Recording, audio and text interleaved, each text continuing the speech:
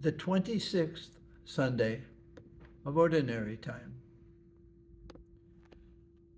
The liturgy of readings starts with Amos again, as we had last Sunday.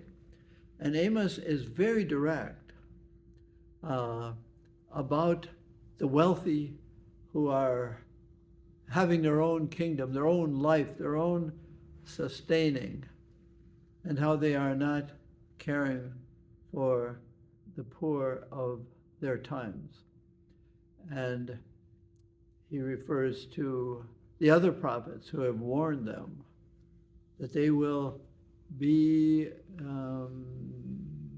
destroyed as a nation if they continue neglecting the poor. Amos is very political, as is Jesus in the gospel today. He is talking to the power people, the Pharisees.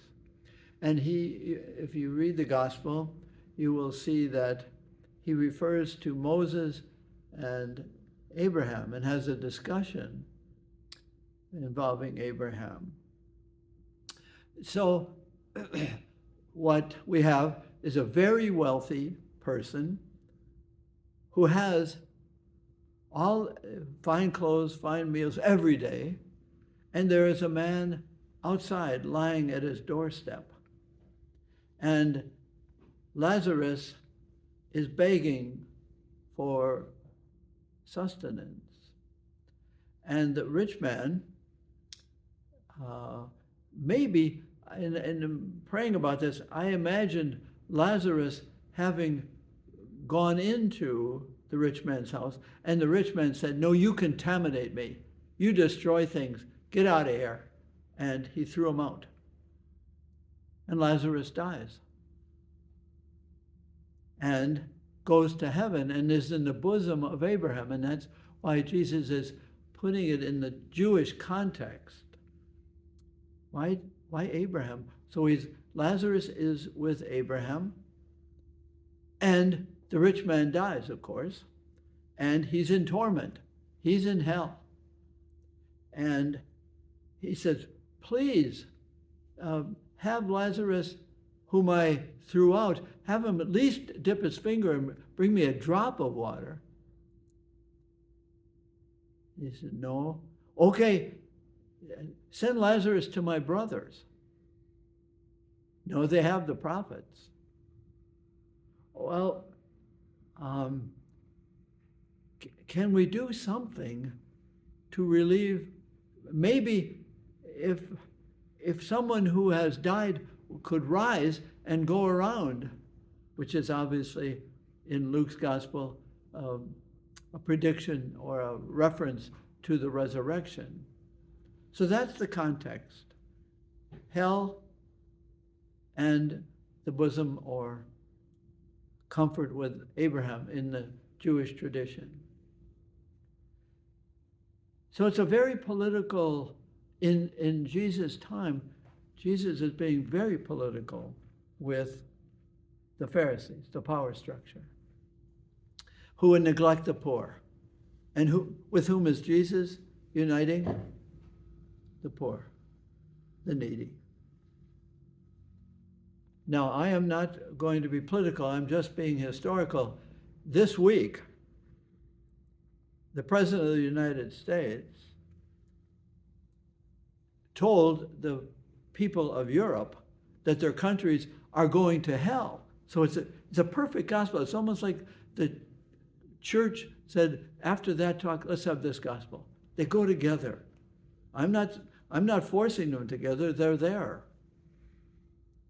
The rich nations are going to be destroyed by welcoming the migrants. Exactly what Jesus is saying. Your nations, your wealth is going to be destroyed, as was the rich man who was dressed in linen and had sumptuous meals every day. Who's going to hell? Jesus is being very political, and so is President Trump. And the two collide. And the Christian community who reads this gospel will wonder, what is going to save us?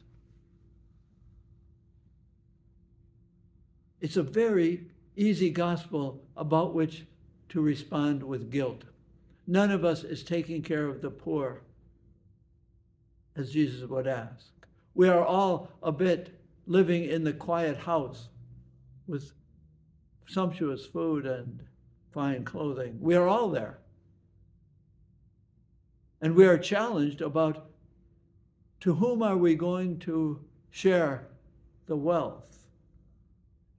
And whatever we do, it's not going to be enough.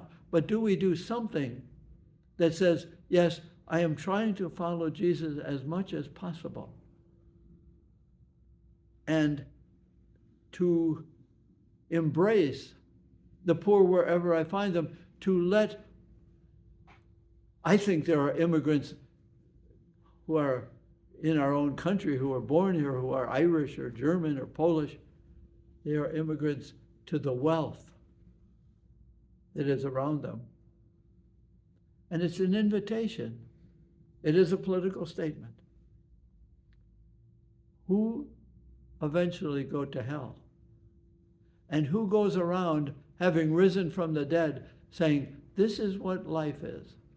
Listen to me, because I'm saying something that will lead to life, which the rich man, having Lazarus maybe entering his house, and he kicked him out and said, I'm going to go out another door. I'm not going to face you. Because to face you is to face my wealth and how I am more concerned about my kingdom. So it's a prayerful, not just political, but it's a prayerful time for us to want to be united with the teachings of Jesus, even if it is politically uncomfortable, or to go with a kind of philosophy and politics that says we will be great on earth by neglecting the poor, rejecting the immigrants as they lie at our doorstep. I'm not making it political. It's there for our prayer. Not guilt, but invitation.